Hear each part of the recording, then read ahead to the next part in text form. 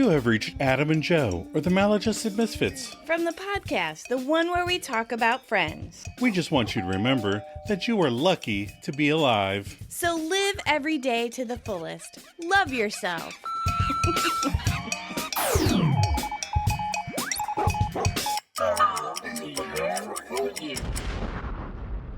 Welcome, Misfits, and hello to any new Friends fans that have stumbled across our podcast. Every week we rewatch the next episode in sequential order because that makes the most sense. And we break it down. And look up trivia. And give our own maladjusted take on the whole "somebody took a shot at me" episode.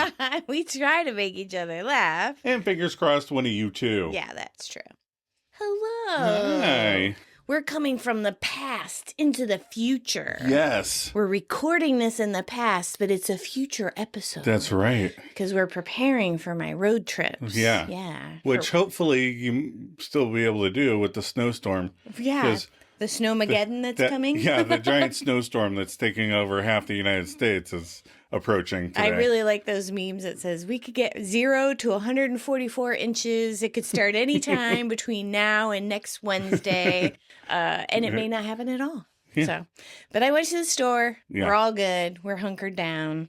And we're pre-recording podcasts. Yeah, there was something else I was going to mention. Something weird we noticed. Oh, yeah. I was going through the memes we posted. Oh, yeah. And I said, hey, guess what? The meme where Chandler goes, I kind of have a dream. I don't want to talk about it. Yeah. I was posted on Martin Luther King Day. Oh. I feel kind of bad about that. Yes. That's a little bit embarrassing. Yeah. I mean, what are you going to do? But it was kind of funny. So that was not deliberate on our part. Yeah, we just literally don't pay attention to the time of year. No. It was like when I'm on Facebook, I don't think about the date. Yeah. You know? And I didn't think about it. So, yeah, pretty funny. All right, what's the episode we're doing this week? This week is the one with the ride-along. Ooh, all right. Have you ever done a ride-along? No. No, me neither. Our son did. Yes. Because he wanted to be a police officer for a little bit. Right. Along with a drummer and a baseball star. Okay. Give us the IMDb plot. The guys go on a ride-along with Gary where Ross thinks Joey saves his life, which angers Chandler because he thinks Joey chose Ross over him. Just fully explain that plot line. Yeah, we don't even have to watch it now. And then Rachel accidentally deletes a message from Emily on Ross's answering machine. That's true. Our episode director is returning Gary Halverson. Gary. You know, he has 55 Friends episode directing credits. Mm-hmm. He's got a lot. He does. He directs this episode and the next 2 episodes after this. He'll be here through the end of the series. I see him as this half of the series is James Burrows. Right. Yeah. Because he directs most of the episodes throughout the rest of the 55 is like more than 2 whole seasons. Yeah. He also directed 61 episodes of Everybody Loves Raymond, 9 episodes of the show Joey, and 34 episodes of 2.5 Men. We never really got into 2.5 Men. No. And it wasn't like Charlie Sheen or anything. I don't know. It just wasn't. Again, we don't watch a lot of sitcoms. We don't watch a lot of sitcoms. We hate to say it on a sitcom show that we're reviewing, but we just don't watch a lot of sitcoms. No. Our writers this week are Shanna Goldberg Meehan. Mm-hmm. She has written by credits for this episode. She'll be with us through the end of the series. She started as a writer in season 3, became a writer and co-producer in season 4, and by season 10, she is an executive producer. You go, girl. You go, Shauna. Yeah. Shanna. Shauna Banana. Damn it. I made the classic error. I grew up with a Shauna, to be fair, on my street, so I did say Shauna quite a lot as a child. But it's not Shauna Banana. No. It's Shanna Banana. Shanna Banana, yeah. Seth Curlin also has a written by credit. He also started in season 3 and will be with us through season 6 as a writer, but also started co-producing episodes and does that one for one more episode in season 7. I'm not sure why he left in 2000, but a few years later he went on to produce shows 8 Simple Rules. You remember that? No. It starred John Ritter, who's from Three's Company. You're right. Katie Seagal and Kaylee Cuoco. Wow. Yeah. So it was 8 simple rules for dating my daughter. He was the dad. Kaylee Cuoco was his daughter. Katie Seagal was the mom. And he sadly passed away on the show, and they wrote it into the show. So it was kind of... Oh, okay. Yeah. What was our original air date? The original air date was April 29th, 1999. All right. So again, these are a little harder to do because we're going out of sequence, so we only have 2. Okay. Because I don't want to ruin The others? ones. All right. So we had Idle Hands. Yeah. The comedy horror flick where a teenager slacker's right hand becomes possessed with murderous intent, starring Devon Sawa, Seth Green, and Jessica Alba. I remember enjoying it, but I probably haven't seen it in like 15 years. Yeah, no, we did like it. We watched it a couple times when it came out, but yeah, we haven't seen it. And I remember going, who is that? Jessica Alba? Oh. I'm going to remember her name. Cute. She dressed like an angel. Remember? Yeah. Oh, yeah. It's all coming back to him. And then guess what we're watching tonight? And the number 1 movie was Entrapment. Oh. A movie starring Sean Connery and Catherine Zeta-Jones as romantic leads with a 39-year age gap. Whoa. It's a heist flick that is remembered for Zeta-Jones's, when she slides her booty under the laser alarms. Oh, really? That exist in movies. Oh, I see. Like heist movies. Yeah, they always have the little... And she has to like acrobat her butt under... Oh. Right, she's sliding her butt. That's all I remember from that movie. Yeah, I don't Because they showed it over and over on the trailers. Like, come see this movie. Look at this. Look at this butt. Are you ready for some trivia? Sorry. One trivia thing about that movie, too, is I read that was the last time that Sean played a romantic lead. Oh, really? Oh, yeah. Are you ready for some trivia? I am ready. All right. There wasn't a lot this week, but there's some. This is the last appearance in quotation marks of Helen Baxendale as Emily Waltham, because she recorded the answering machine message, and she is credited as special guest caller. Special guest caller. I thought that was cute. And then I feel like they, remember on The Simpsons, the Poochie thing? Yeah. I feel like they had and then Emily died in a car crash on her way to her home planet. Never heard from her again. The girls swap famous lines in this episode. Yeah. After listening to Emily's message on Ross's machine, Monica says Rachel's signature line, "No." To which Rachel replies with Monica's signature line, "I know." Yep. Joey and Chandler have a 4-pack of Boddingtons on top of their fridge. Oh. That was the beer that they tried in London and liked so much. So he found where they could buy it, apparently. But we can't buy Gull beer from Iceland. I've tried to look, and it's not anywhere around. Because they'd seriously have to import it. It's closer than England. It was closer. Ross says to Joey and Chandler, "I'm more a cop than you two," which I think is another reference to David Schwimmer's stint on NYPD Blue in 1993. Right. And Ross says, "I wonder how I'd react if I was under fire, like in a war or something." But David Schwimmer was in Band of Brothers in 2001, which is set in World War II. Yeah, I forgot he popped up in that for a minute. I forgot that too. And I'd like to point out that Phoebe is barely in this episode. Right. Yeah, she's at the beginning at the coffee house and at the end at the coffee house. They were like, we don't have room in the car for Phoebe. And only Monica and Rachel are going to be involved in the Emily thing. So, yeah. So she kind of hangs out in the coffee shop this week. Yeah. So what were your episode reactions? Well, I enjoy this one. I think it's fun. I like Monica and Rachel's shenanigans. The trio fellas in the ride-along is fun, and Ross dodging 2 bullets, and Joey's disturbing fetishizing of sandwiches. Lots of fun character stuff in this one, I think. Yeah. I agree. It's a fun time. I love Monica borrowing everything for margaritas from Ross and telling Rachel to take his money. I love Chandler being scared about the nighttime ride along. It'll be nighttime. You didn't say it was nighttime. Yeah. And getting jealous of Joey saving, again, quotes, Ross, and Ross being Ross. Like, "I almost died." So I think funny. that's what did it in for Chandler. Yeah. Is that Ross was hyping it up so much. Right. And I don't think Chandler he'd have been like, oh, that happened. Right. All right, let's do some favorites. All right, so Joe, what's your favorite line? I don't know why we say this and how we sneak it into conversation, but we say photo 152 is just a prototype. Well, because we start a lot of projects. So We do. At the beginning, we're always like... What's yours? And I like when Rachel is telling Ross, that was not a near-death experience. That was barely an experience. I like that. It was barely an experience. Joey tried to get his sandwich, for God's sakes. All right. Favorite moment. I went with when Rachel sees the money at Ross's and then takes it, but when the phone rings, she panics and drops it. You're getting caught doing something bad. No.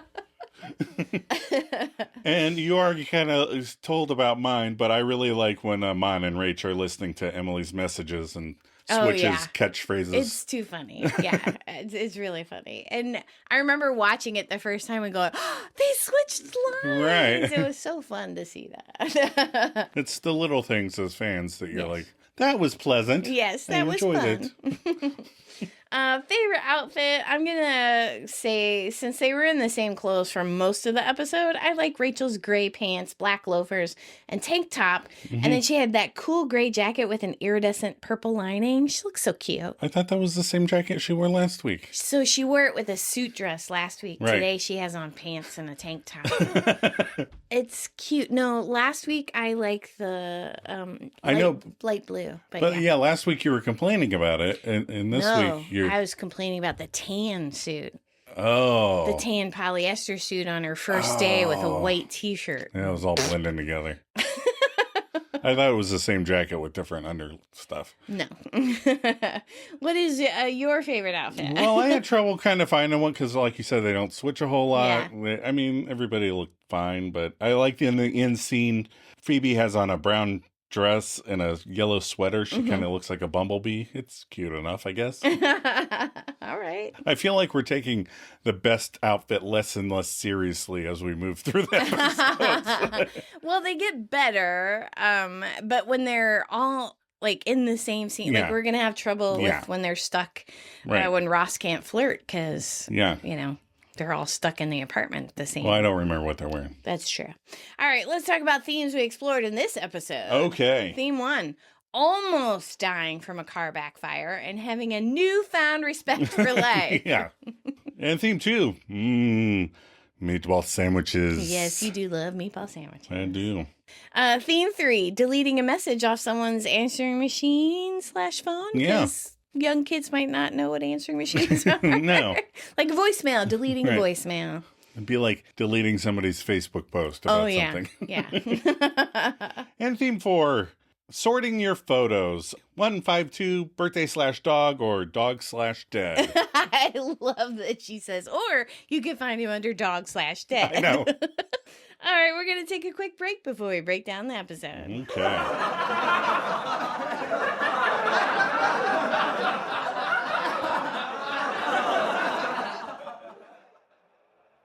This is so cool. A real undercover police car. You even have a removable police light. It's called a cherry. Now, Chandler, just don't even play with that. I'm not going to break it. Oh, Chandler, what'd I tell you? Sorry. Well, here comes Ross and Joey. Shotgun! Ross, I wanted to ride shotgun. You snooze, you lose, Joey. So, Gary, we're going uptown? Oh, can we stop by a sandwich place? They make the best subs. I don't know, Joey. This ain't no road trip. I still gotta work, you know. What if I'm really good? We'll see, Joey. Oh, man, that means no. It means we'll see. Just get in the car. Okay. All right, everybody, buckle up. Get ready for your ride along. Yay!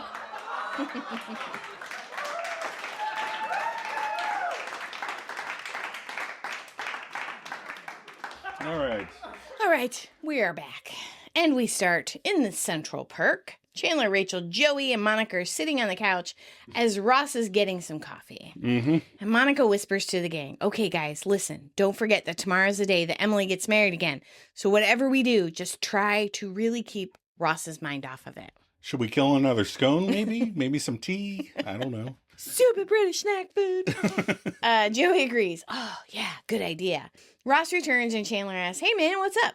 And Ross sits down at the table and laments, I was just thinking about Emily getting married tomorrow. And Joey panics and says, oh, Ross, look. And Joey points to the fourth wall in the corner of the coffee shop we have never seen. Yeah. Not even out the window, but to a corner. Yeah. Ross, confused, goes, "What? Where?" Joey continues, "Right over there, right there. Look. And I like how the rest of the gang look too, but they're just as confused as Ross because Right. they haven't caught on to what he's trying to do yet. Right, because he panicked so fast and took such a weird route. Ross, still confused, says, "What am I looking at?" A unicorn! It's just a regular horse. Joey says to the rest of the gang on the couch, "Somebody help me out here." Then Phoebes and Gary enter with hellos, heys, and how are yous are exchanged. I like how you can see Joey motion. Oh, it's nothing to Ross. Yeah, Did you notice that? Yeah, It's nothing. don't worry about it. Phoebe starts by apologizing to Mon. "I'm sorry I didn't come by last night. I was out with Gary. He let me ride around with him in his cop car. We saw and prevented crimes." Joey asks, "You got to go on a ride along?" Phoebe excitedly goes, "Uh-huh." Uh-huh. Joey jumps in. "I want to go on a ride along." Ross says, "Me too." And Gary says, "Okay." And Chandler jumps in on this and says, yeah, me too." Gary questions, "Really? You?" Chandler goes, "Yeah." Gary points out, "Well, it's kind of dangerous." Chandler offers with confidence, "Well, I like danger." Muriel's my middle name. Gary shrugs and says, "Okay, you guys free tonight?" Joey and Ross both enthusiastically say, "Yeah." And Chandler hesitates. "Tonight? You didn't say it was going to be at nighttime." I love that he says nighttime. Yeah. Not just night, it's Right. nighttime. So would you go on a ride along? I would, yeah. I probably Maybe would not today. Maybe when I was younger. Oh, let me younger? preface that, yeah. Not in the state the world is in today. No, thank you. But maybe when I was younger, I would have. Right. Yeah. You? But you said no, you wouldn't have. I think it would have just been boring. Like, when I was a kid, I definitely wanted to be a movie cop, Right. not a real cop. Right. Even as a kid, I was like, I don't know, that seems boring. Because 90% of the time, you're not doing anything Right. exciting. You're just giving like speeding tickets Yeah, and shit. yeah. No And thanks. people are yelling at you. Yeah. So If I could ride along with like the homicide detective, that would be Right. interesting. I was part of the 7 crew. Right. All right, Q, I'll be there for you. Q, I'll be there for you. All right, next we are at Monica and Rachel's. Rachel enters as Monica sits on the floor at the coffee table. She has a profusion of printed photographs strewn about. Post haze, Monica says, "I'm so glad you're home. I thought tonight we could finally organize these photos." And Rachel agrees a bit sarcastically. "Oh, thank God. Finally." And Monica's all excited or juiced up on caffeine or whatever. And goes, "Okay, I've broken them down into categories. Okay, we have holidays, birthdays, candidates, and then what I've done is I've cross-referenced them by subject, right? So if you're looking up, let's say, birthday and dogs, you get photo 152. See? I mean, these pics are organized. Right. She's got neat little piles. Yep. They're separated by sizes. Monica hands Rachel the pic and informs us, "Oh, it's me and LaPoo. Wow. I sure miss that dog." Hopefully LaPoo wasn't named after her odor. I don't like smelly dogs. You smell LaPoo. Monica tells her, "You can also find him under Dog and Dead." And Rachel responds, "Oh, great, thanks." And Monica mistakenly asks Rach, "All right, hand me that box of photos. That's the very last one." And Rachel picks up the box, and the bottom gives out, which it wasn't her fault, I have Right. to say. How would she have known? Right. And the box of photos spills onto Monica's organized piles. Rachel blurts out, "Oops, sorry. Well, good thing you numbered all of them, huh?" And Monica goes, "I hadn't. Photo 152 was a prototype." And Rachel feels bad. Oh, honey, it's okay. It's okay, honey. I'm going to fix you a drink, maybe a margarita," which is probably more in line with what Rachel wanted to do after work today anyway. Then sort photos, yes. And Monica gripes, "Ross has the blender. Everything's falling apart."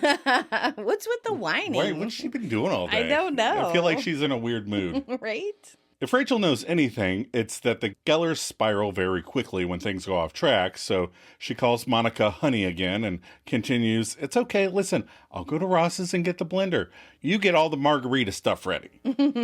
Monica starts picking up the tangle of photos. All right, his keys are in the drawer, and you know what? Also, I need some cash. Rachel asks, okay, you want me to stop at the ATM? And Monica just kind of offhandedly goes, nah, while you're at Ross's, just see if you see any lying around. And Rachel's like, what? And Monica realizes how that will be perceived and pretends to be kidding. What? I don't do that. And Rachel kind of takes her leave while being suspicious of Monica. She's counting all the time she left cash laying around Right. and it disappeared. I constantly find myself without 20s, and you always have a lot. We're in Gary's poop brown cop car. Ross is in the front seat with Gary, of course. Chandler is in the back seat. Ross tells Gary, that was so cool, man, the way you leaned on that guy. Chandler points out, it's starting to get dark out there. Ross continues praising Gary. He told you everything. I mean, you totally cracked him. Gary offers, yeah, well, being that he was the victim, they're usually pretty talkative. I just asked him what happened. He told me. Chandler laughs. Okay, but it's officially nighttime. Gary reaches up to grab that little light the cops have for unmarked cop cars. The one he slammed on the roof when Phoebe threatened him with his badge. And Ross, eyeing to be the cop's number one ride-along buddy, says, oh, hey, Gary, you want me to grab the berry for you? Gary, without enthusiasm, says, it's called a cherry. Ross stutters, Chandler! Chandler starts laughing at his joke. Then Joey returns to the car. Okay, I got it. This place makes the best sandwiches in the world. Gary asks, hey, Joe, does that have meatballs on it? Joey goes, oh, yeah. Gary says, does it have melted cheese and marinara sauce? Yep. Yeah, you can't eat that in my car. Yeah, don't want to ruin the brown vibes. Right. It's a craptacular car. What difference does it make? You got guys that clean them out for you. Right? Joey dejectedly says, yeah, okay. And then to Chandler, even though my tax dollars paid for this car. Chandler quips, your tax dollars? Joey again, yeah, okay. Yeah, okay. There's a time lapse. They're still on the ride along, and Joey is just sniffing his sandwich. Chandler leans in and takes a sniff of Joey's sandwich and goes, wow, that sandwich really does smell good. And Joey, acting like they're siblings and they've been on a long road trip, admonishes Chan, did I say you could smell it? No. Chandler asks with seriousness, I can't smell your sandwich? Joey points out, half the taste is in the smell. You're sucking up all the tastiness. I used to think he said taste units. The taste units. I don't know why. But Sometimes you just hear things wrong. It happens all the time. To you. No, it happens to everybody. I'm just kidding. It does. I can't tell you what songs are about because I can't hear what they're saying. Oh no, you are consuming all the taste units of my sandwich. Chandler apologizes. Okay, I'll give them back. And he exhales strongly through his nose. He does it with such disdain. It's funny. And Joey just glares at him. Look, what is so great about that sandwich? Joey says, okay, imagine the best sex you've ever had. Chandler nods his head and says, okay. Joey asks, are you thinking about Monica? Chandler smiles big and says, yeah. Joey says, what's that like? I'm thinking melted cheese and marinara sauce. Oh my gosh, that would be hot. All right, now we go to Ross's apartment. And Ross's new decorating is very weird. What's that large photo of the guy doing yoga meditating? That's so weird. It's like not the pic itself, but that it's not hanging in a yoga studio. It's like hanging in his apartment. Yeah. To be fair, he has a giant yoga stool in his living room. He does? Yeah. Oh, I didn't even notice. He's got one of those super big footrests so people can sit on it, but it looks like a yoga stool. That's funny. He does say namaste to Chatrika that one day. Yeah. So, all right. I take it back. I take Completely it back. appropriate for Ross. It's still weird decorating. Yeah. Rachel enters and takes off her coat with a flourish as if it's a cape or something. And She wants to show off that purple lining. as she heads for the kitchen, but the flourish is too big, and she knocks a tchotchke off the table, and it skids across the floor in two pieces. Rachel starts panicking, going, oh, please, don't be from a real dinosaur. Please, please, please, please, please, please, please, please, please, please. And she checks the bottom of the base, and she goes, made in Mexico. Yes. Who would buy this? You dated Ross. Right. And how could he have a real dinosaur thing in his apartment? That would be illegal. Right. He could have just put the one she stole in. Oh, that's true. They were looking for it for quite some time. Rachel looks for a place to set the broken thing down, and she chooses a lighting sconce on the wall. That is some hardcore, I don't give a shit. She's just like, clunk. I'll put it in the lamp. She's mad about Monica wanting her to steal money. Right. But she broke something and just threw it in the sconce on the wall. She could have put it on the coffee table. Yeah. But the phone rings while she's in the kitchen, and Monica's voice calls out from the answering machine. Rach, it's me. Pick up. Rachel runs from the kitchen with the blender in hand to answer the phone. She's all smiling. She's like, hey, what's up? And she runs to the window so the gal pals can look at each other while they talk, which is cute. Monica tells her, I need, who's also looking through the window. Yep. I need a few more things to make margaritas. I need some salt, some margarita mix, and tequila. Rachel asks, laughing. So all we have is ice? And Monica responds, see if he has ice. They don't have any dry ice or anything? Left over from the party? That was 2 weeks ago. That was like a month ago. Who knows? Rachel goes okay and hangs up. And as she heads for the kitchen, she notices some money laying in the bowl. And she stops and reaches down to claim the cash. But the phone rings again, startling her and causing her to drop it. And she quickly puts it back and heads for the kitchen. Now Emily's British vocalization calls out from the answering machine. Hello, Ross. It's Emily. Rachel comes running back in to listen to this shit. Now she's holding the blender and the tequila as Emily continues. I know this is out of the blue, but I'm getting married tomorrow, and I keep thinking about you and wondering if we made a mistake giving up so fast. Are you thinking about me? Of course you're not. But if you are, call me tonight. If Rachel's listening to this, then I made the right choice. Shropshire says hi. Bye-bye. You added that part. Rachel goes, oh, and then she takes a quaff of tequila. Oh. Straight from the bottle. We're back at the ride-along. Ross asks where they're going next, and Gary tells him there's a witness who won't return his call, so we're going to see if we can surprise him coming home. Chandler is nervous because it's nighttime. Nighttime. Surprise him. We're not going to make anybody mad, are we? Joey says, come on, man. And then to Gary, he lays on his best noir detective lingo. So listen, are you going to squeeze the perp's shoes a little bit before he lowers up? I would like to see that, how the shoes get squeezed. With your fists. You saw LA Confidential. That's true. Gary points out that it's a witness, not a perp, and no one talks like that. Ross agrees, still trying to win the Ride-Along Buddy Award.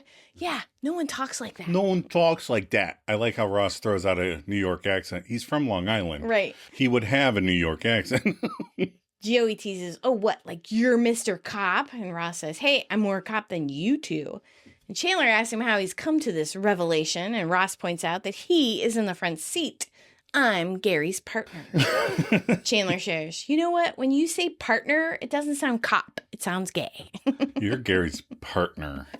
Ross scoffs, jealous. And then he drops the cherry and it turns on. Mm-hmm. Gary says, hey, do you mind? We're undercover here. Ross, super ride along, buddy, not Gary's gay partner, says, yeah, no problem, and tries to turn it off. Gary shouts, Ross! Ross fumbles, sorry. And he sticks the red swirling light under his shirt. There. So now, it's just flashing through his shirt. Right. He amuses himself and says, hey, Gary, who am I? Phone home. E.T. extraterrestrial. You got it.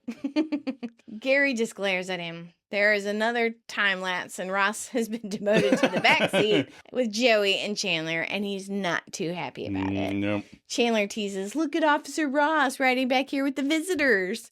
Joey offers, yeah, what's up with that, Serpico? And there's a cut line where Ross mockingly says, what's up, okay? All right, we're back to Ross's flat. Emily's message is playing again, and now Monica and Rachel loom over the machine. Are you thinking about me? Of course you're not. But if you are, call me tonight. Okay, bye. Why so softly? Man, I don't know. I just work here. Okay. And at the end of the message, Monica goes, no. And Rachel mimics Monica's, I know. And Monica reveals, well, thank God you were here. I mean, we have to erase that. And Rachel's disturbed by that choice. She's like, what? We can't do that. We can just gossip about it. We can't erase it for him. And Monica pleads, we have to. I mean, what if Ross hears that and he calls her back and they get back together? Is that what you want? Ross back with that controlling, neurotic, crazy Emily? The Emily that wouldn't let him see her? I mean, come on, if there's going to be a neurotic, crazy person trying to control his life, it should be a sister, right? That's right. Rachel objects, oh, no, God, no. He should not get back together with her. I know that, you know that. Even Ross knows that. I'm not so sure. But that still doesn't give us the right to erase his message. And Monica officiates, I'm his sister, okay? I love him. I don't want to see him get hurt. Come on. Doesn't that give me the right to control him? And Rachel kind of looks at her and she's like, help him. Rachel jests, I don't think he's the one that needs help. And they both sit down on the couch for the rest of this argument. Monica states, no, look, she's obviously unstable, okay? I mean, she's thinking about running out on her wedding day. And since Rachel ran out on her wedding day, she slowly turns and glares at Monana. Monica realizes what she said and backpedals a bit. Okay, fine. I mean, look at the position she's putting him in. What's he going to do? Ross is going to run over there on her wedding day and break up the marriage? I mean, who would do that? Again, Rachel kind of scowls at her friend because she also did that.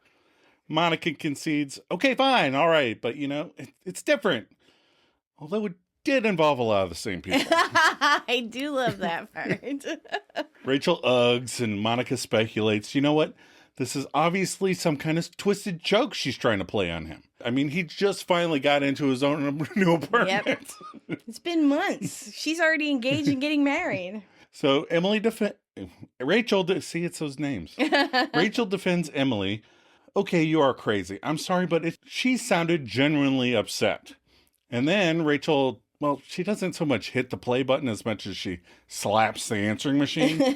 And the answering machine responds with a, your messages have been deleted. And Rachel takes back her catchphrase, no! And I do like this cut line. Monica says, well, that worked out well. Margarita? Noise. We're back at the ride-along. They're all waiting outside the witness's house, still in the car in the same places as before. And Chandler's still concerned about the nighttime and surprising someone. Okay, you know, we're safe, right? I mean, nothing bad could go down. Gary says, no, but that reminds me. And he hands him a clipboard to the back seat and says, sign this. Ross questions, what is it? Gary nonchalantly, oh, it's nothing. It just says you can't sue the city if you scrape your knee or, you know, get your head blown off. No.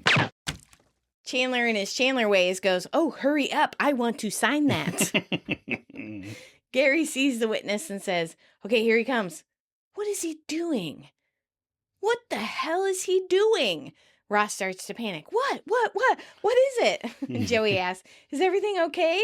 And Chandler questions, what's going on? It's nighttime. Sorry. I love Dude, that. the streetlights are on. Gary says, okay, he sees us. Now don't move. Don't look at him. They all turn and look away. And suddenly a loud bang sounds out. And they slow motion. And that song from Kill Bill starts playing as Joey slowly throws his body over Ross. Yeah, that song is an excerpt from Quincy Jones's theme song for the 1967 show Ironside. Oh. It's often referred to as the Ironside Siren or the Flip Sting. Fun. I only remember it from Kill Bill. Yeah, when she gets angry. And That's right. We don't sound anything like that. Everybody's going, yeah, we get it. Stop. Yes. We just did not want the censors to That's right. flag it. To flag it. So Gary is shocked at what he sees while Chandler is obviously hurt. Gary says, hey, it's okay. It's okay. It was just a car backfire. Joey slowly moves off Ross. Hey, look at that. You tried to save your buddy. You see that? You see what he did?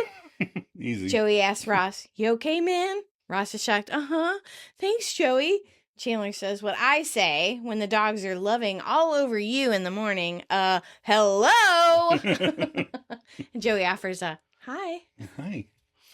All right, we're back in 3B. Still with Mon and Rach, Monica happily emerges from the kitchen with her drink fixins. All right, I guess we should go. And Rachel remains still. No, wait. And Monica goes, oh, yeah, right. And she pockets Ross's cash. That's so funny. Rachel corrects her bud. No, Monica, we have to fix this. And at this point, I think Monica is just bored and ready for a drink. She's like, there's nothing we can do. You erased the message. But then there's a cut bit with Rachel here. And she goes, yeah, but maybe I could call his machine and recreate the message. All right, okay. Hello, Ross. This is Rachel. Emily. Dang, God, what is it with those two names? They are tricky. I still have trouble.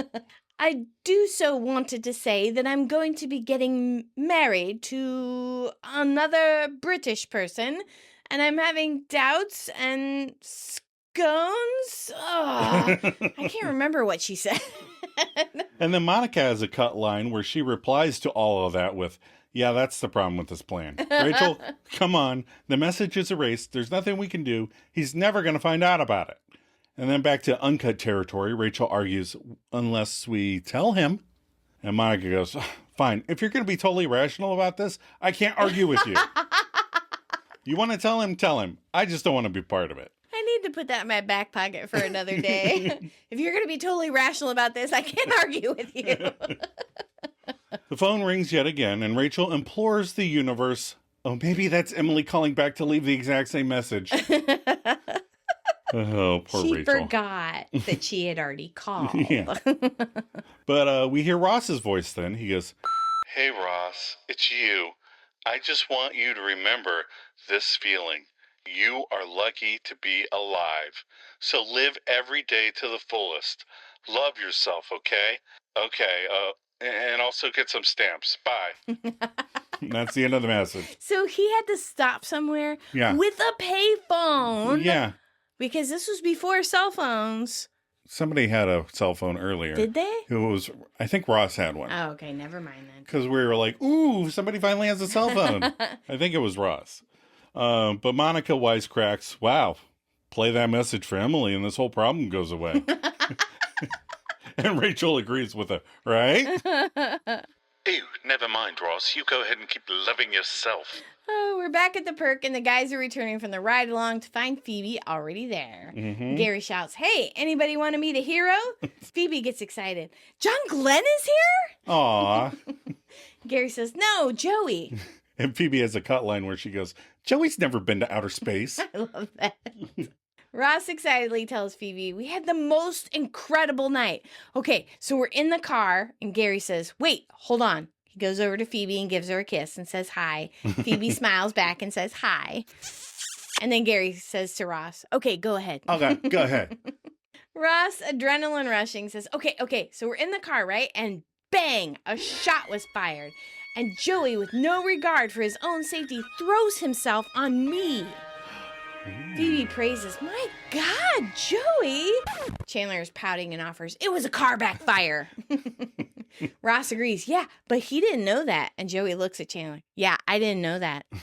I love the way he says that. Yeah. Yeah, I didn't know that. I didn't know that. It's just like twisting the knife inside. And Ross says, and it could have just as easily been a bullet. I like how a car randomly backfiring turns into a gunshot, turns into somebody putting a gun at him and firing. Yes. Gary says, hey, Joe, you ever think about joining the force? We could use a guy like you. Chandler sarcastically asks, who jumps at loud noises? It's true. Ross has a revelation. Wow, I could have died tonight. Ugh.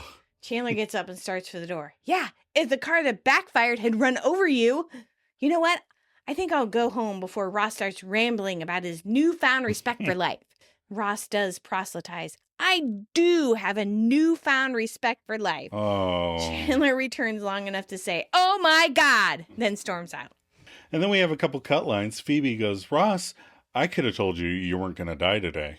And Ross asks, what, you know when I'm going to die?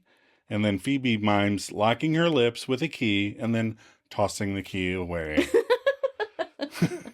So Gary asks Phoebe, sweetheart, you want to get some dinner? And she says, yeah, sure. Gets up and says, oh, you know what? If I heard a shot right now, I'd throw my body on you. Oh. Gary says, oh, yeah? Well, maybe you and I should take a walk through a bad neighborhood. They coo at each other and leave. Ross and Joey say bye.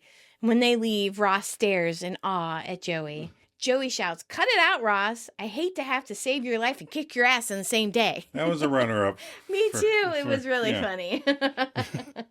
So now we're at Chandler and Joey's. Chandler is pacing around annoyed as Joey enters. And you can see on the Magnadoodle that it's a perturbed face, a smiley face with a straight line. Yeah. That's Chandler, because that's how he feels. Right, he feels like that. Yeah. Joey asks, dude, how come you took off? And Chandler grumbles, oh, I just went for a walk around the living room. Whatever. Now Joey asks, is there something wrong? And Chandler lies, no, I'm just tired, from the walk. And Joey kind of gives up. Okay. And then Chandler shouts, you dove in front of Ross. Ross! And Joey clues in. That's what this is about. Oh my God, you hate Ross. And Chandler's frustrated and he tells him, I do not hate Ross. But Joey sums up the clues. Of course you do. I saved him. You're mad at me. It all adds up. You want Ross out of the picture. Chandler asks, what picture? And Joey admits, I don't know, but I don't like what I'm hearing. And Chandler explains, look, I'm very glad that you saved Ross from the car backfire, but it could have been a bullet, and you didn't try to save me. Now Joey has a clear sense of the situation. Oh, you're upset because you think I chose Ross over you. No, I knew you could take care of yourself. I mean, Ross, he needs help. He's not street like us. Yeah, because it's nighttime in Chandler's street. Yeah, that was a bad lie. Chandler whines, but when it comes down to it, you would risk your life for Ross before you would for me. That's the bottom line. And Joey figures he can't hide the truth anymore. So he goes, it's not exactly, all right? I wasn't trying to save Ross, okay? My sandwich was next to Ross. I was trying to save my sandwich. And Chandler asks sarcastically, from a bullet. I know it doesn't make much sense. Much sense? Look, Chandler, it was instinct, okay? I just went for it. So you risked your life for a sandwich. I know it sounds crazy, but Chandler, this is the greatest sandwich in the world. So you didn't choose Ross before me. No, I would never do that. You're like my brother. Okay, ew, Joe, I don't like you calling me your brother. So let's just stop the back and forth. All right, there. you can take back over. Chandler's heart swoons as he goes, really? And Joey even says, yeah, in fact, to prove to you how much you mean to me, here. And the Tribbiani delicately extricates the sandwich from its wrappings, and he presents Chandler with the greatest sandwich in the world. That's cold, because it's been a while. Chandler grabs it with a thanks. Joey shouts, oh no, it's not a hot dog. Chandler chomps a bit of sandwich and begins the mastication process. Oh my God. Joseph queries, how good is that? And mouthful, Chandler mutters, oh yeah. And Joey goes, see? And then Chandler gives him, as he returns to the sandwich for more. And Joey interrupts, hey, whoa, dude, what are you doing? And Chandler states plainly, I thought you were showing me how much I meant to you. And Joey sneers, yeah, with a bite. And the Tribbiani takes his sandwich back and goes, jeez. We're at Ross's apartment. Rachel is trying to repair the thing she broke earlier, but gets interrupted by hearing Ross at the door. She panics and throws the whole thing into the kitchen and runs to the couch as Ross enters. Rachel greets him with a, hey, hi. And Ross says, Rach, what are you doing here? Rachel gets angry and shouts, hey, you know what? You're in our apartment all the time, okay? This is just a drop in the bucket, mister. That is true, though. I love how she gets so mad so fast, though. Ross softens, it doesn't matter. The important thing is you're here. You're my friend, and you're here. Oh, he goes over and hugs her. Rach accepts the awkward hug and says, okay, just a little scared. What's going on, Ross? Ross expounds, the most amazing thing happened tonight. I thought my number was up. I had an actual near-death experience. Rachel is shocked because she has no clue what's going on. Right. And asks, what? What happened? Ross regales his tale of horror. Okay, we were in the ride-along with Gary, right? And somebody took a shot at me. Rachel gasps, really? Ross says, no, a car backfired. And I like how Rachel suddenly calms down. She, Right. her facial Well, expression. he's building it up like this Yeah. thing. And then she's like, ugh. Oh, geez.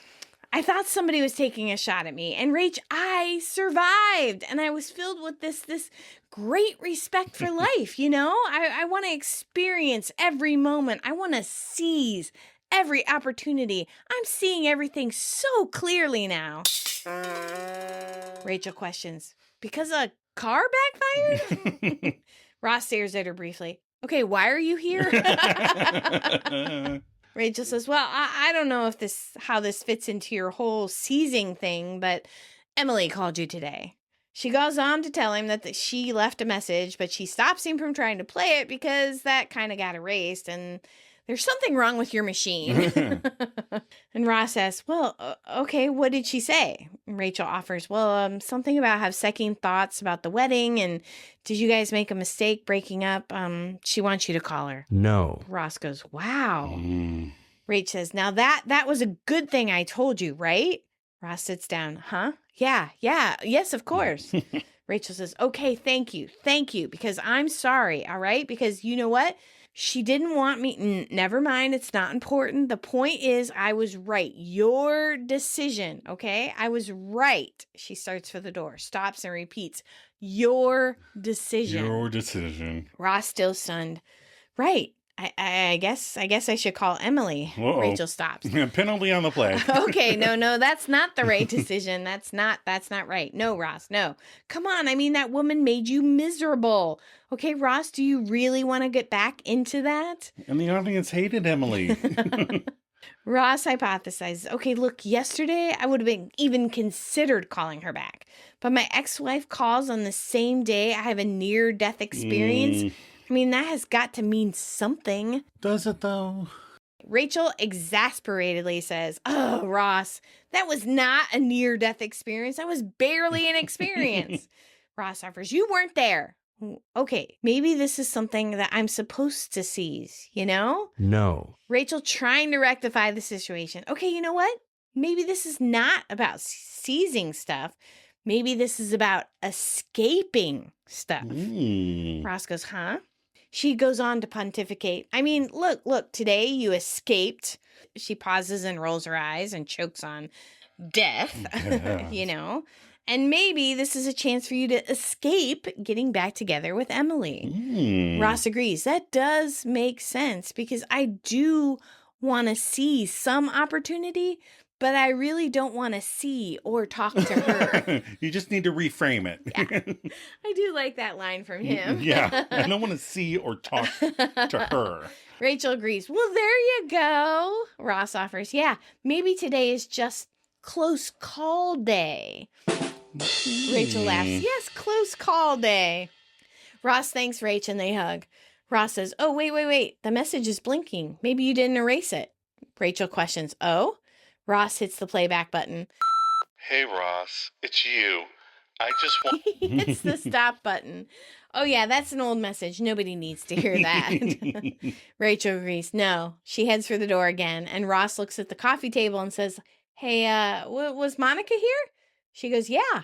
Ross says, yeah, I want my money back. Ooh. Rachel, now going to the door, turns her head and says, yeah, you probably need that for stamps, right? Oh. Ross is stunned. Oh, no. All right, so now we're at the tag at Central Perk with our entire friends ensemble. Ross asks, hey, Phoebes, has Gary ever been shot at for real? And Phoebe explains, yeah, once, a little, he kind of did it to himself. It's not really a good story. Why was he shooting a bird or a squirrel? Or maybe an annoying, cute rabbit?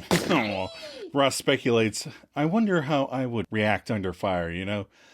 Not a backfire, but like heavy fire, if I was in a war or something. And Monica hijacks his speculation here. Man, I would be great in a war. I mean, I really think I would make a fantastic military leader. I mean, I know I would make general way before any of you guys.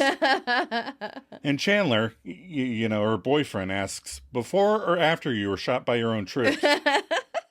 And Ross gushes with sentiment. I know where Joey would be. He'd be down in a foxhole protecting all of us. And Chandler scoffs. Yeah, if the foxhole was lined with sandwiches. And Joey comes back with a quick response. Yeah, hero sandwiches. And Joey points to Ross, who points back. And Phoebe foretells, well, y'all know that I'm a pacifist, so I'm not interested in war. But anyway, you know what? When the revolution comes, I will have to destroy you all. And then she stops and tells Joey, not you, Joey. Aww. Joey gets all happy with himself while the rest of the gang are trying to decide if this is a threat or not. And that's the end of the episode. Cut and print. That's the end. All right, we'll be right back. We're going to take another short break.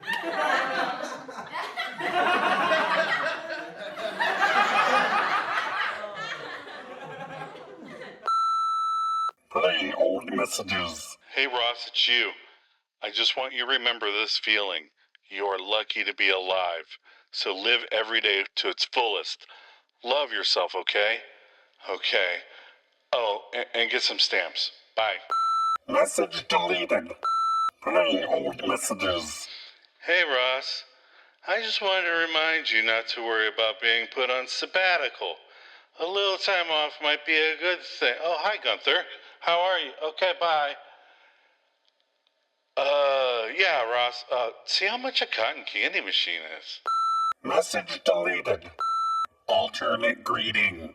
Hello, you've reached the home of Ross and Emily Geller. Alternate greeting deleted. Playing old messages. Ross, remember to pick up the ring from the cleaner. Hopefully it won't smell like goose anymore. Oh, and get that cash back from Monica. Message deleted. You have 0 saved messages.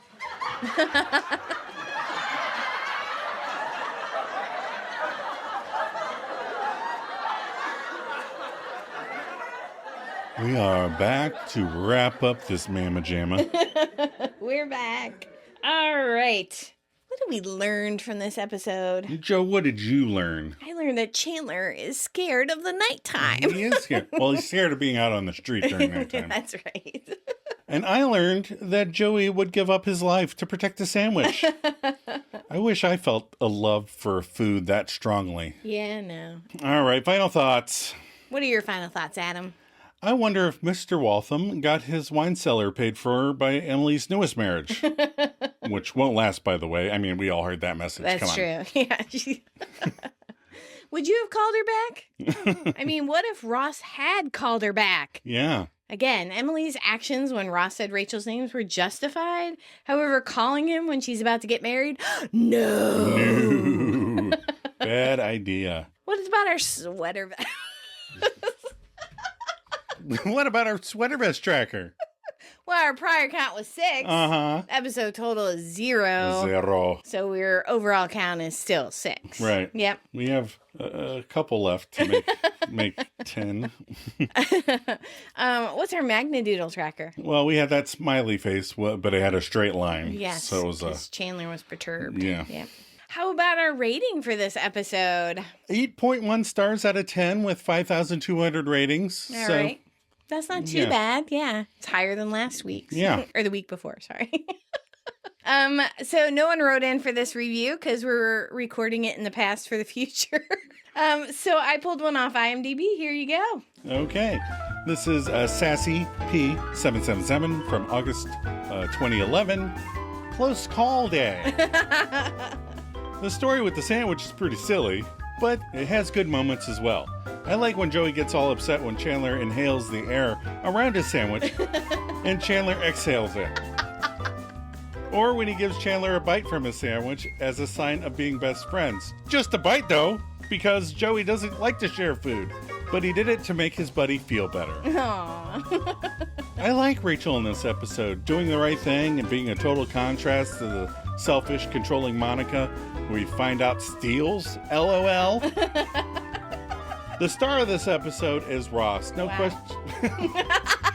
Sorry. It says no question about that. Okay, sorry. No questions. Him in the car with Gary saying he is more cop than the others because the seat in the front is more like Gary's, quote, partner, unquote, was great. And also how he ended up in the back seat. But the best, of course, was his I survived the message to himself and how he wanted to live his life to the fullest. He made me laugh all the time. All the time. All the time. All of the time. Well, that was a fun little review. That was. What's next week's episode? The one with the ball. Oh, that one's fun. I like that one. What's our synopsis, Adam? Rachel has buyer's remorse after purchasing a $1,000 cat. Ooh. Gary pesters Phoebe to move in with him just a titch prematurely. And Ross and Joey won't stop tossing a ball back and forth. Are you ready for some maladjusted content? I am ready. Oh.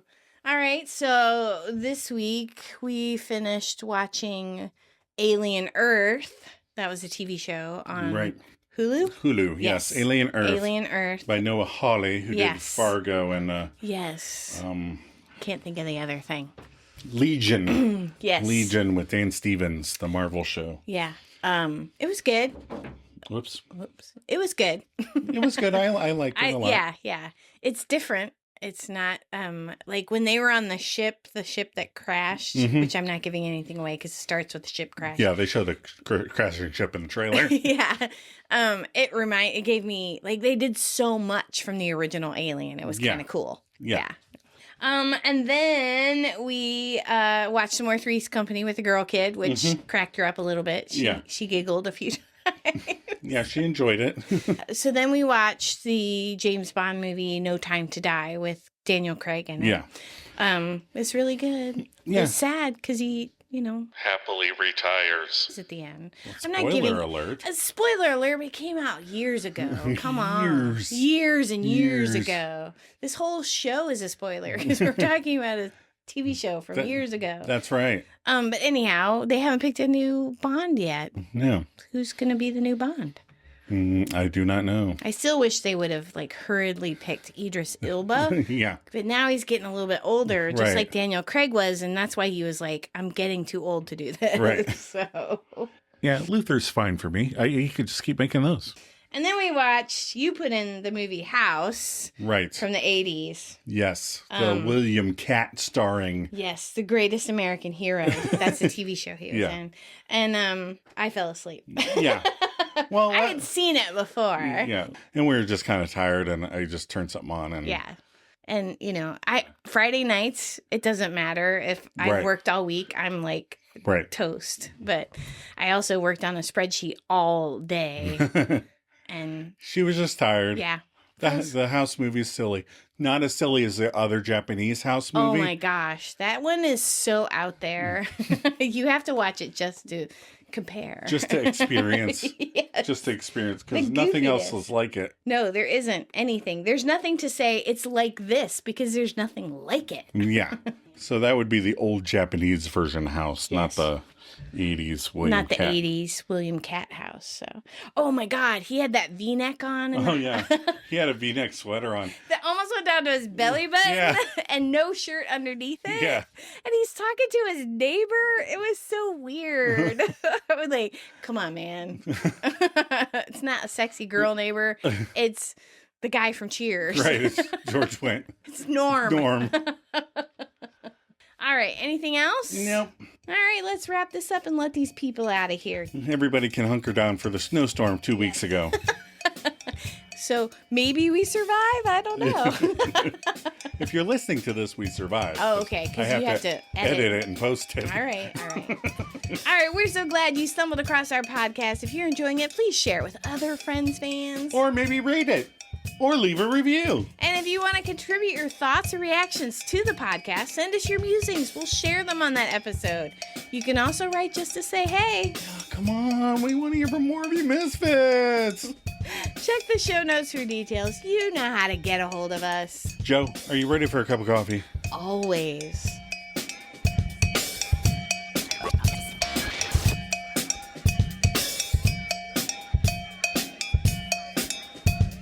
Okay, but it's officially nighttime.